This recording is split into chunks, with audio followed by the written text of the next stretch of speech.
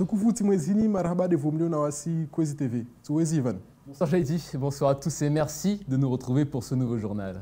Wasikizambeli harma habari leo sharia la uhukumu wanata ligahua tena prefe akabuyuni anrasinye mkataba haumaliza wa maore wadunga msomo wa cadre d'avenir wanavola usheu leo.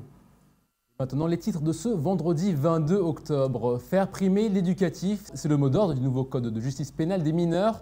La juge Clara Faure nous en explique les contours. C'est à retrouver dans un instant. Ce matin, préfet et élus avaient rendez-vous à Bouillonny pour signer une convention.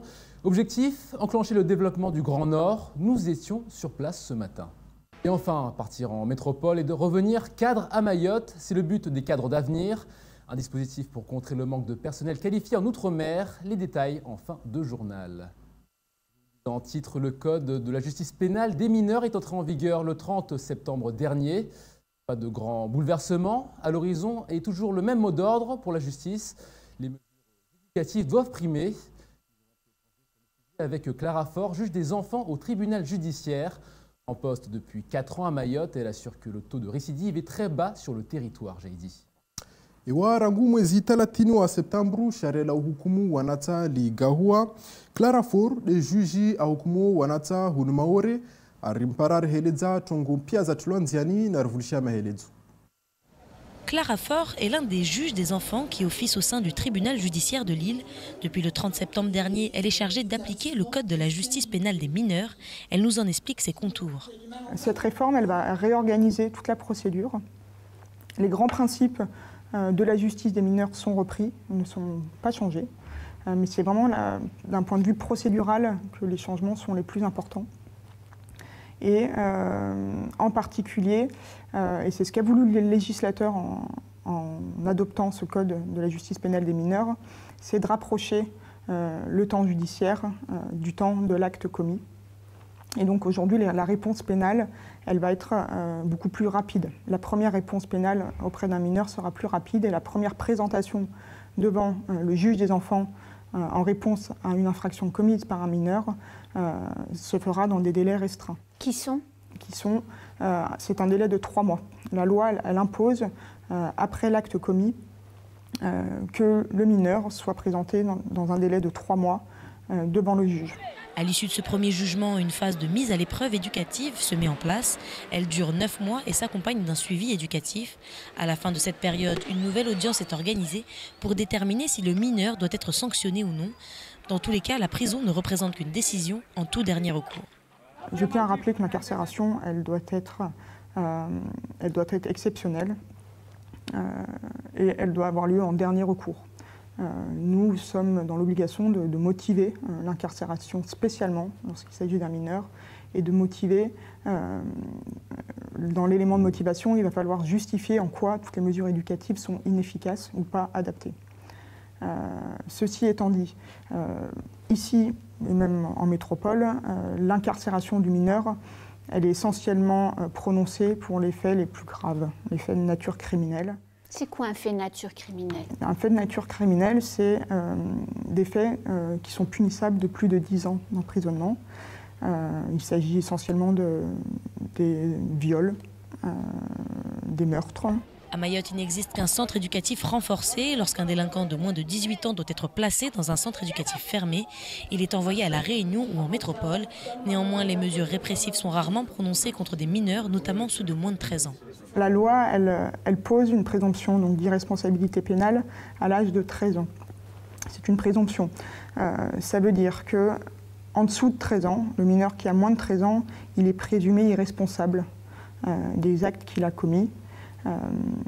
Irresponsable, ça veut dire qu'à son âge, il n'a pas compris, voulu l'acte commis.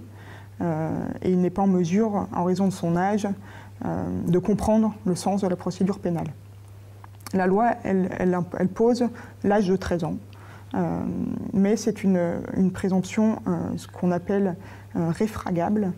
Ça veut dire qu'on peut démontrer le contraire. Si le procureur qui est en charge des poursuites démontre, au regard des éléments du dossier, au regard des éléments de personnalité du mineur, que le mineur de 9 ans qui a commis une infraction, il a compris, voulu l'acte, il peut être poursuivi pénalement. Pour les mineurs, la justice en France préconise des mesures éducatives plutôt que répressives. Et selon Clara Faure, le taux de récidive à Mayotte, comme sur le reste du territoire national, est très faible chez les plus jeunes. La juge assure néanmoins que des moyens supplémentaires sont nécessaires à Mayotte pour mieux organiser la juridiction et répondre aux défis locaux.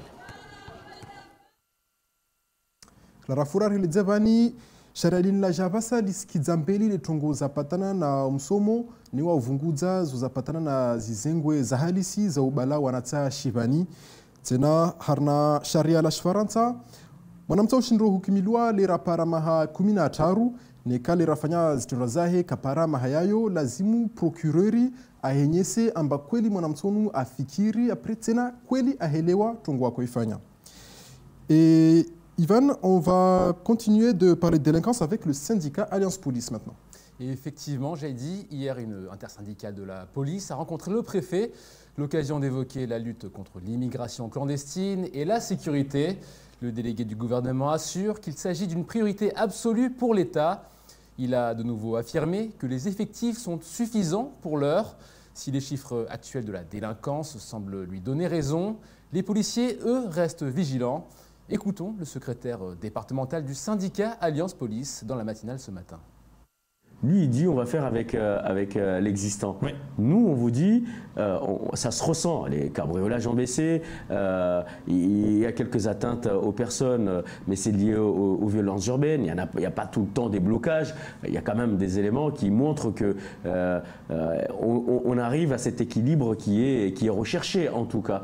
Donc maintenant, ce seront peut-être les Mahorais qui diront ça va plus. Et dans ce cas-là, il faudra qu'il revoie. Nous lui ferons comprendre que peut-être qu'il a une vision, mais que c'est peut-être pas la bonne à ce moment-là. Donc c'est important que Alliance Police Nationale ne s'oppose pas par principe. C'est pas ça l'idée. Non, l'idée c'est de proposer et faire en fonction de ce que on nous laisse la possibilité, on nous donne comme possibilité.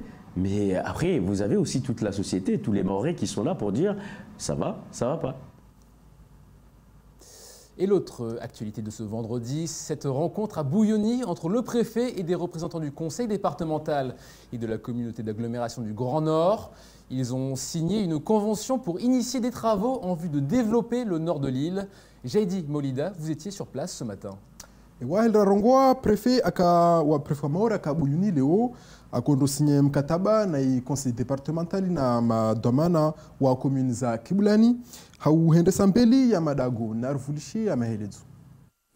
Plusieurs acteurs institutionnels locaux sont réunis ce matin à la MJC de Bouillonny. Le département, la communauté d'agglomération du Grand Nord de Mayotte et la préfecture viennent signer la convention d'initialisation du contrat de relance et de transition écologique. Alors cette convention, elle est articulée sur le projet de territoire déterminé par la communauté d'agglomération du Grand Nord et autour de 6 axes, elle va permettre dans le mandat à venir le financement d'un certain nombre de projets. Tout n'est pas encore déterminé, il nous reste à partir de la convention d'initialisation à travailler sur sa mise en place progressive, mais l'objectif est bien pour nous d'accompagner la communauté d'agglomération et les communes dans la réalisation de leurs projets sur les 6 ans à venir. Cette signature n'est que la première étape du processus d'aménagement du Grand Nord. Elle se base donc sur 6 axes nécessaires au développement du territoire.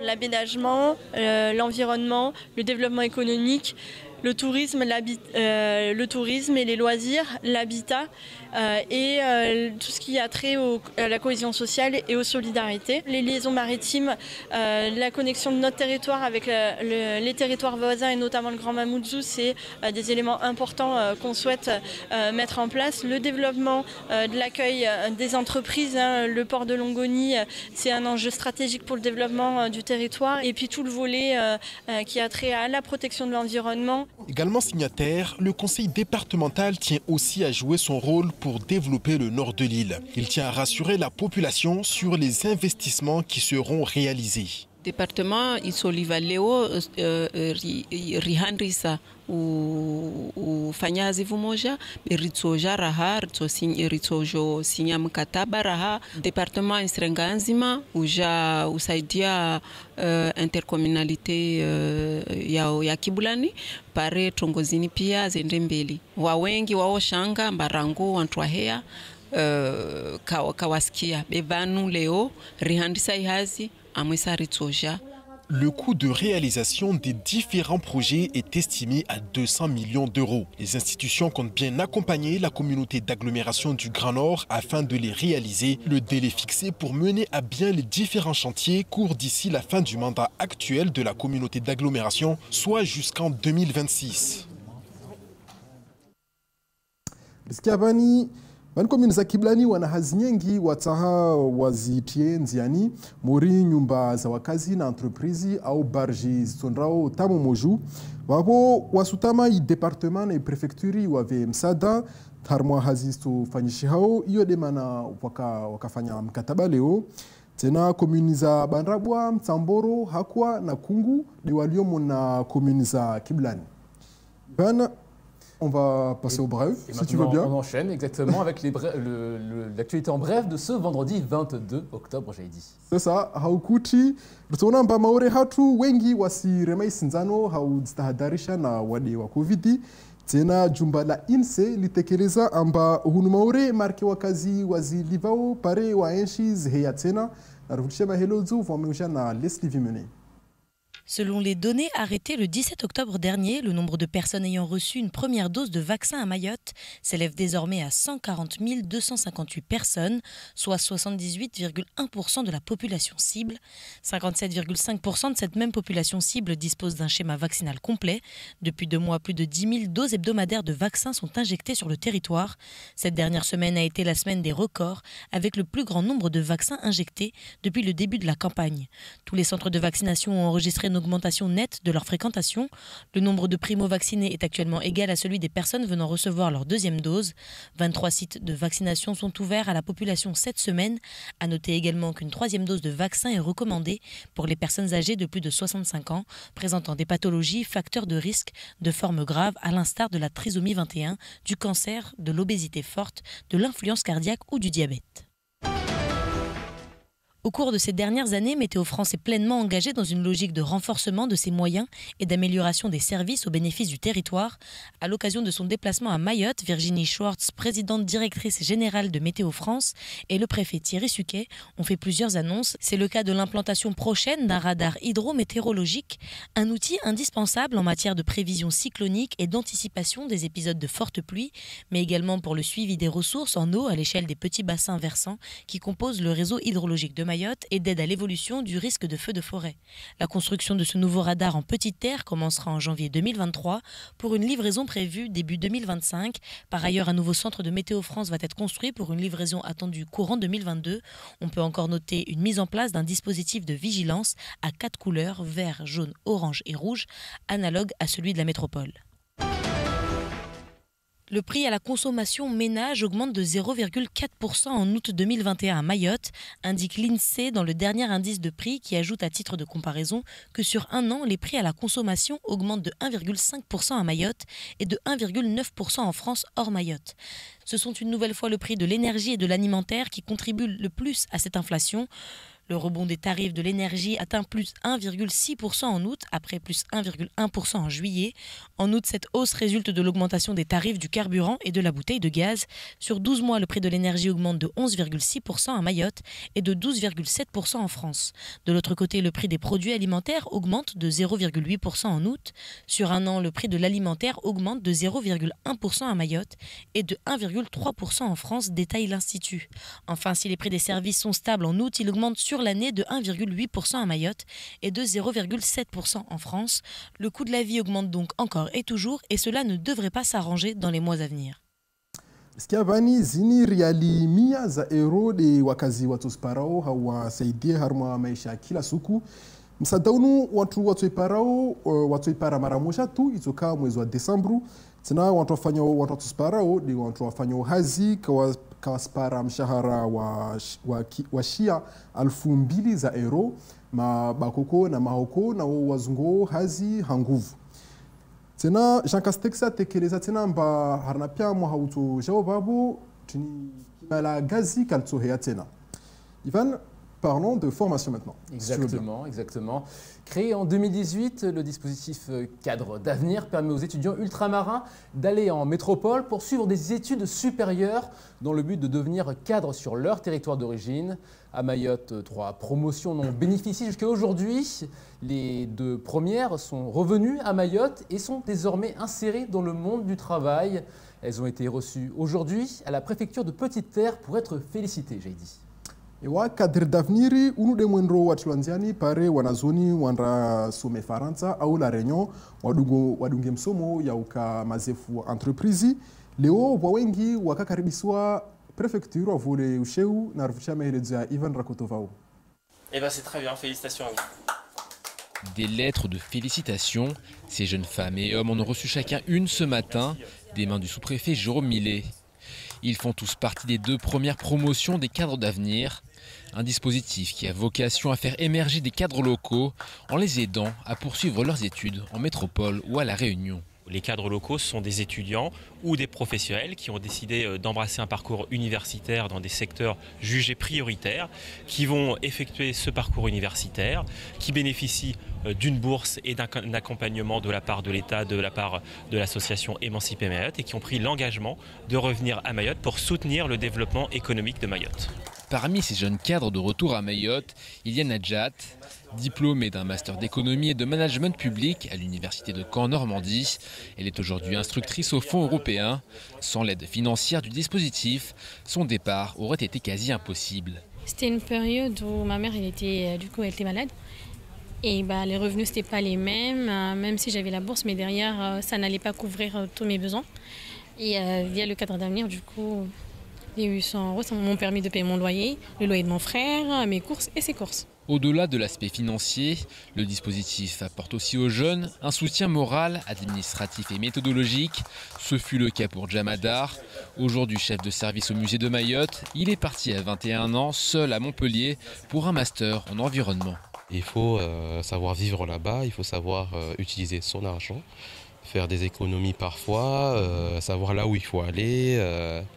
Et avec le rythme scolaire, c'était infernal. Donc le dispositif m'a beaucoup aidé sur ça, pour m'organiser.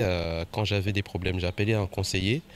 Et notamment pour mes stages aussi, je pouvais compter sur mon conseiller. Je pouvais compter aussi sur tout ce qui est le réseau dispositif cadre d'avenir. Créé en 2018, le dispositif Cadre d'avenir a permis d'envoyer plusieurs dizaines d'étudiants se former hors de Mayotte. Actuellement, 30 d'entre eux sont en études en métropole. Piskabani wanazoni walawa munazishiswa za Faransa litsukiro wafanye wadunge msomo wa cadre d'avenir wanazoni wao para bursbole harna misomo zabaki wankamwe warawakia babo madza waregia maure tawasfanya hazi tena banirlogo bankamwe na wa maure 30 wasdunga msomo Faransa. Merci Jaidi pour toutes ces informations. Et c'est la fin de cette édition. Merci beaucoup de nous avoir suivis. Lundi, j'aurai le plaisir de vous retrouver avec Yousra Mahadali dès 19h. D'ici là, passez un excellent week-end sur Kozi. Araba de vous mordugar na journalanyu mfumoraru Ivan Rakotovao na Yousra Mahadali homtekizan mahabari timufoshani uko hairi.